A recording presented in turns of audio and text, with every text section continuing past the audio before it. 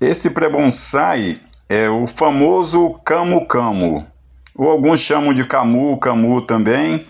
Ele é procedente da Amazônia, do Amazonas, e é uma fruta do tamanho de uma acerola, é uma mirtácea também, da mesma família da jabuticaba, da pitanga, e lá, devido aos alagamentos que tem, ele fica até 3, 4 meses submerso. Lá é como um arbusto, de até uns 2 metros de altura e tronco bem fino.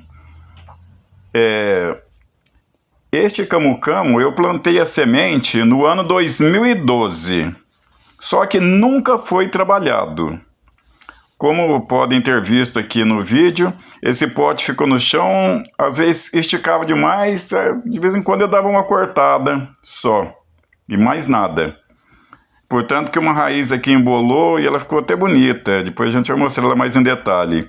E aqui a gente vê as raízes que desceram para o chão, e agora aqui eu estou fazendo uma desfolha. O camu-camu pode fazer a desfolha igual a jabuticaba, puxar as folhas para o sentido do crescimento, que não afeta as gemas que vão nascer novas folhas ou novos galhos. Só uma informação adicional, a laranja e o limão são conhecidos por ter alto teor de vitamina C. Depois veio a acerola, que ela tem muito mais além do que a laranja. E descobriu-se que o camu-camu tem muito mais que a acerola também. Então é uma fruta campeã, uma altíssima quantidade de vitamina C. E a extração de lá dele é extrativista, não é produção em escala. E inclusive os japoneses me parece que compram quase que toda a produção, porque ele é usada na vitamina na indústria de cosméticos e na indústria farmacêutica também, devido à alta concentração de vitamina C. E é uma pena que aqui no Brasil o nosso governo, os governantes, não atentam para esse detalhe de produzir em larga escala essa frutífera tão rica em vitamina C. E esse meu até que ele engrossou bem. Aqui eu estou mostrando os detalhes que ele, igual a jabuticaba, que é da mesma família, ele descasca o tronco também. Até alguns ribeirinhos também popularmente chamam ele de araçá d'água também.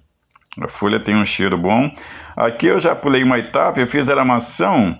Agora eu estou direcionando os galhos, porque aqui agora ele vai ter que ramificar, fazer várias bifurcações em Y, todas curtas, que isso que deixa uma copa bonita.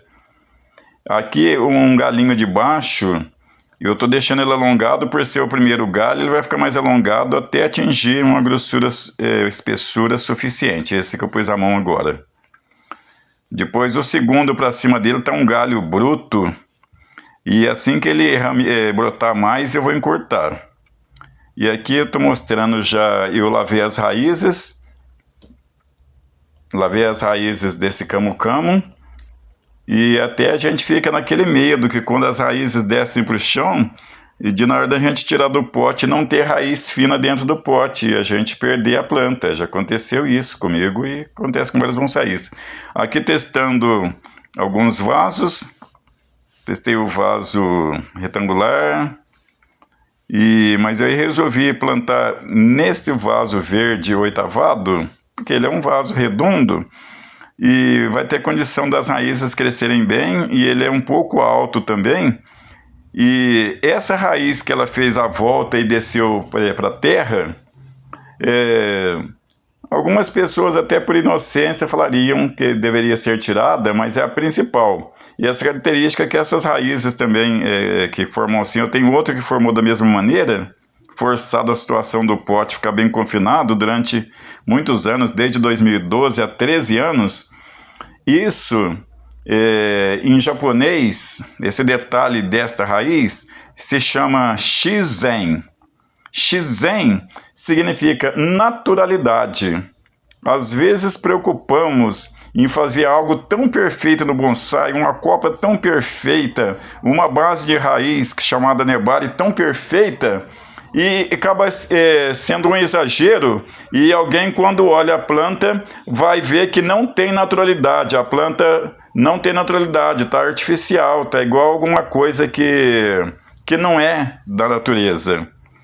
E aqui o solo dele, por ser lá do solo amazônico, já deduzi que é um solo mais arenoso, então durante todo esse tempo ele teve num solo composto por mais de 50% de areia grossa sem o pó. E aqui na composição também eu mantive cerca de 50% de areia grossa sem o pó, lavada e peneirada, esterilizada para não ter nematóide. E o resto tem uma parte de terra granulada, uma parte de matéria orgânica e um pouquinho coisa de caco de telha. Essa é a composição que eu usei. E aqui eu vi que ele tem duas frentes visuais também, então esse vaso sextavado até facilita também, depois a gente até definir qual que vai ser, porque agora vai depender do crescimento, até definir qual vai ser a nova frente visual, tá ideal esse vaso. E agora, como eu fiz a desfolha, cortei e já vedei tudo, é deixar a pleno sol, que nós estamos em outubro de 2025, primavera, caloroso aqui, deixar a pleno sol rebrotar para a folhagem brotar, nascer mais diminuta, mais forte e ramificação mais curta, entre nós mais curtos também. Esse é o grande segredo. Vou fazer um bonsai bem compactado.